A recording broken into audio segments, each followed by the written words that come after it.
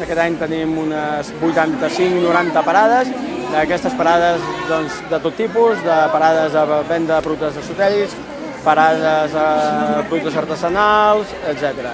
I a més es va combinant amb activitats lúdiques durant tota la jornada, com poden ser els tallers, contacontes, es van fent diferents passes de contacontes a diferents hores de la tarda pels nens i adults, i la representació teatral la nit de bruixes es fa al final a les 11 de la nit.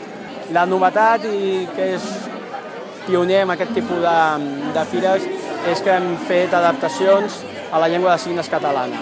En el poble teníem un nen que és sord i perquè pogués participar activament de la fira aquesta, ell i altres persones com ell, hem fet aquesta aposta i que ja estem veient que està agradant molt i hi ha molta més participació i a la gent li ha entrat.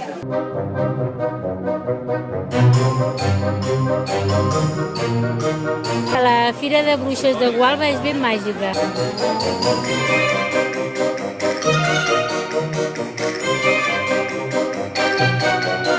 També hi ha lectures de tarot, es fan contacontes, es fan espectacles al carrer, una mica tot al voltant de la bruixeria i de les llegendes que tenim per aquí pel Montseny.